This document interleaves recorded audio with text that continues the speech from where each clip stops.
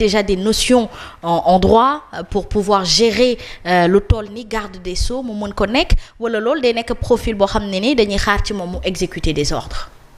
Profilu Yacine pour man tout relève des prérogatives du chef de l'État ak la mu waxtaanee ak Ousmane Sonko président de la République bu ko neexee sax mu jël plantom nommé ko ministère de souveraineté de surcroît donc loolu moom peut-être du ma ko discuter mais juste il faut voir profilu Yacine. Elle quitte les affaires étrangères déjà affaires étrangères elle était un peu mal à l'aise. Oui. C'est ma conviction elle était mal à l'aise parce que foofu moom wax dëgg yàlla du résultat bu mu fa def. Première chose. Une dame qui s'en prend à Macky Sall et à sa dame dans un avion. Le ministère des Affaires étrangères produit un communiqué pour soutenir cette dernière. Oui, c'est vrai. C'était quand même une bourde. C'était une grande maladresse. ñun ban ministère Affaires étrangères la ñu am. Ministre Affaires étrangères ou ministère Affaires étrangères contre l'APR et son chef wala ban ministère. Parce que foofu quand même moi je m'attendais à une autre posture et puis après yi xew et puis Yacine gis nañ ne wax dëgg yàlla moom amul woon poigne pour mën a téye affaires étrangères à la limite affaires étrangères presque moom figurante la fa woon boo xoolee beneen côté elle fait partie également les gens n'en parlent pas assez mais des ultras de Pastef. Donc mu ñëw au ministère de la justice qu'est-ce que ça donne l'impression que justice bii kat li gars yi bëgg moom lañ koy jaarale pour def leen ko mais n'oublions pas que les magistrats de siège ñoom seen indépendance ñoo ko yoroon seen bopp. Très bien. Ak dossier boo leen mënti indil ñoom dépendre ñu ci les réseaux sociaux de Pastef dépendre ñu ci plateau télé yu mel ni seen TV wala feneen ak feneen ñoom seen loi ak fait yi nga xam ne moo nekk seen kanam ci la ñuy àtte. Donc côté boobu moom peut-être mën naa ci am tuuti assurance mais la crainte c'est que ñu judiciariser l'espace public et l'espace politique parce qu'on le sait il y a beaucoup d'anciens dignitaires yoo xam ne ñu ngi ci loxo yoon instant bi il y a d'autres dossiers yoo xam ne ñu ngi koy enrôler et on annonce même d'autres dossiers peut-être bu yi jeexee et on se rappelle benn instant le premier ministre Ousmane Sonko waxoon na ne moom li ko jaaxal mooy ñu ngi topp ay anciens ministres ci ay 50 millions alors que ñeneen ñu ngi nii ñu war leen a mën a jiiñ ay milliards. Donc ça veut dire qu'il faut s'attendre à d'autres développements ci côté boobu l'autre est un avocat Maître Bamba Cissé pour qui le connaît également il a défendu Ousmane Sonko dans plusieurs dossiers il a défendu des dossiers de Pastef kooku nga ñëw dénk ko ministère de l'Intérieur ça ressemble à quoi d'autant plus que ñaar ñi nga remplacer un général plus un ministre de la justice boo xam ne ñëpp xam nañu parcours am ñu nawoon ko ci lu bare et certains n'avaient même pas compris pourquoi mu intégrer le gouvernement de Ousmane Sonko les gens n'avaient pas compris et à la pratique on se rend compte que waa ji kat ndekete yoo gars yi mënuñu ko manipuler en tout cas il donne cette impression d'avoir été quelqu'un de rigide et d'avoir tenu face aux menaces de Pastef mais man li ma ciy jàng yëpp mooy nous sommes dans un contexte éminemment économique mais boo xoolee gouvernement bi moi je m'attendais à d'autres changements mais changement yi ñu ci gën a commenter mooy lan ci nekkee nii mooy intérieur mooy justice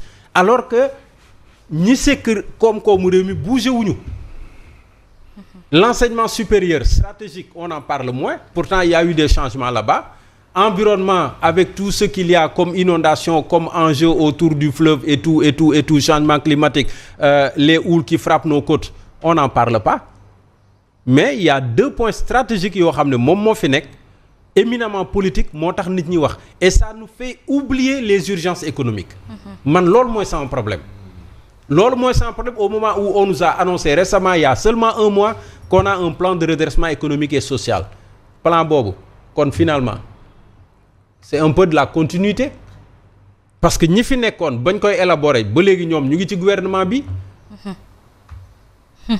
Qu'est-ce qui change? Pour man dañuy distraire et ça donne au gouvernement le temps peut-être d'agir autrement. Très bien. Mais on verra à l'avenir. Alors Mamadou Fofana, le PASTEF a maintenant toutes les clés en main. Ay ministère de souveraineté la jël jox ko ay ñoñam ñu ràññee leen ci yenn ministères yi surtout intérieur ak justice daanoon nañ gis ne ci élection yi fi mujjee moom Ousmane Sonko en tant que premier ministre et candidat à l'époque mi ngi doon wax ne moom dafay wax ñooñ ñu war a def te du ñu def est-ce que loolu moo indi ñu jëlee leen foofu. xam nga soxna si lan moo am. mooy réew mi moom instauration d'un parti pastefien moom am na léegi. Oui. parti état oui parti état moom ci la ñu nekk jamono ji. oui loolu moom léegi c'est acté. mais loolu rëy na de. oui.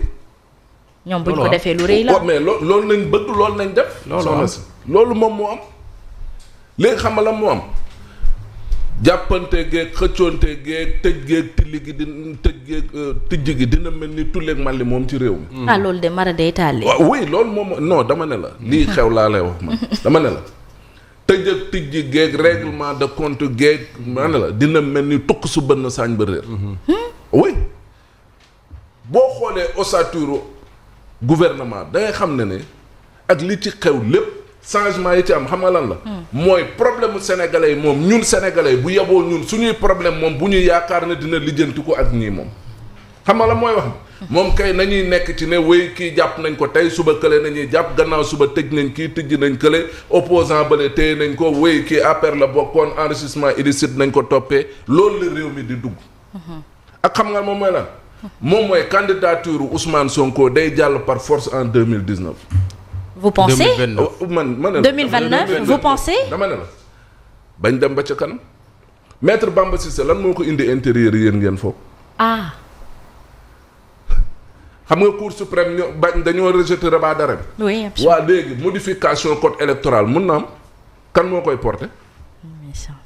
su boobaa Ousmane day mun na bokk élection yéen kon jàppoo leen loolu kon.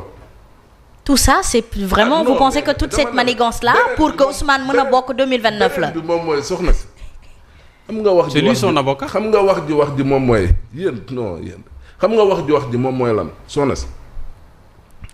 gis nga Ousmane Diagne ak Jean Baptiste waruñu woon xaar ñi leen di dàq dañoo waroon démissionner bu yàgg loolu moom mooy dëgg. mais bu ñu démissionner est-ce que duñu abandonner Sénégalais yi démissionner soxna si.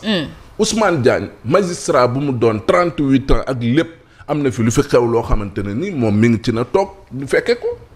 mu démissionner. oui les libertés yi nga xam te ne nii jàpp nañ fi ay nit téye leen ci loo xam ne ñëpp a taxaw ne leen mais ñii lan lañ leen jàppee moom mi ngi toog ci biir. mais soxna si am na ci loo xamante ne ni Ousmane Diagne warul xaar ak raam ak dayoom ak fu mu toll waru woon xaar ñu naan ko dañ lay dàq moom moo waroon njëkk a démissionné bàyyi parce que xam na justice bi tamit am na ci loo xamante ne ni nit ñi ànduñu ci soxna si. beneen bi moom mooy intérieur Jean Baptiste général la am na ci loo xamante ne nii dëkk boo xamante ne nii liberté yi dañ leen di bafoué man mënuma jàpp un général de l'armée mais ngay toog di seetaan loolu noonu et pourtant du temps de Macky ak loolu yëpp nekk nañ dénoncé nañ ko fii ne way Jean Baptiste du dañu ko fi jële parce que dafa nekkoon ci loo xamante ne nii moom àndul ci yenn yi kon donc am na ci yoo xamante ne nii bu doon may ñoom en tant que kilifa yu ñu doon waruñu woon nangu di continuer ak gouvernement bi d'autant plus que gouvernement la boo xamante ne sa waay la ci ëpp ossature bi wax naa la ko mais gars ñi mënuñu puus mënuñu paas. boo jëlee secteur par secteur je te dis wax ma ban moo ci dox et ces gens-là ont été reconduits et pourtant ils ont tous montré leurs limites. mais da nga bëgg a wax ne ñoom kon remaniement bi ñuy def dañuy bëgg dalal xelu seen ay militants ci defante gi nga xamante ni moom la ñuy demander. gagner du temps jàpp leen tëj leen nangam ak nangam ci loolu lañ jëm amul leneen. mais foofu nga baal ma quoi. xam nga gis nga fi Ousmane Sonko benn temps bi ñu nommé Samba Ndiaye. ñu bëri di contester lu Diomaye def. à commencer par Ousmane Sonko. Diomaye ne ça n'engage que lui. ñoom seeni attaque ci Ousmane Diagne ak ci le ministre de l'intérieur le général. ça n'engageait que léegi bu Ousmane Diagne démissionné wala ministre de l'intérieur foofu day nuru ñàkk fayda parce que ki leen yilif mooy le président de la république. te dafa am loo xam ne ni ñun. man ku ma xool position dama amoon ay position très radicale contre Ousmane Diagne au début. mais lu tax ma dem ba si yàgg xam nga yaa may dégg jamais la pédale douce am na information yi may am ne à l'interne lu bëri d'accord ci xam nañ ci lu bëri. lu dul yoon moom du ci d'accord mais foofu li ngay wax nii par exemple tey mais Thierno loolu d'accordul li ngay wax nii keroog bul wane ne dama ko cautionné la nga koy defee. non mooy poser acte fort attends foofu mooy damay non fulla mat bu am fulla ki lay yilif ngay wax ak très bien ba xool am na mais foofu am na loo xam ne tam yaa may dégg sa ma jox la benn exemple doo enquête xool lu tax Cheikh Yérim Seck ak Bougane Gueye Dany bi jiite kër gi bi leen arrêté seen coobare moo doon ñu dem kaso et que foofa na xam nga lu tax demuñu wala ak yenn affaire yi fi xew yi bëri très bien pendant ce temps am na gone Pastef yu doon jaay ñàkk teggin ñu ngi ci kaso bi fi ñuy wax ni xam nga duñ ko wax am na laa daam laa ndaw soosu yàlla na ko yàlla génne yéeruñ kenn kaso ki doon wax lu ñàkk teggin jël ma ni ko ci gendarme yi garde Diomaye mi ngi ci kaso bi Khalifa rappeur bii nii ku leen jege la mi ngi ci kaso bi waaw génn na Azoura Fall donc fi mu jeexee neexuñu mais arrêté nañ ko waxoon na lu gën a garaaw kenn defu ko dara. très bien et cetera moi je crois que il faut relativiser quoi et que vous voyez. non man parce que un ministre c'est une posture politique quoi que l'on dise. très bien il y a la notion de solidarité gouvernementale. léegi c'était une politique mauvaise. à partir du moment où il prend ses responsabilités de la tribune de l'Assemblée nationale il dit que personne ne peut pas mettre la pression je crois que il faut l'encourager et cela est articulé au passé de Ousmane Diagne su Ablaye Wade nii la mel su kii nu mu tuddati Macky Sall nii la mel. très bien li Ousmane ba démb may bu Ousmane ba tey je crois qu'il faut l'encourager c'est un grand homme. très bien voilà très bien oui.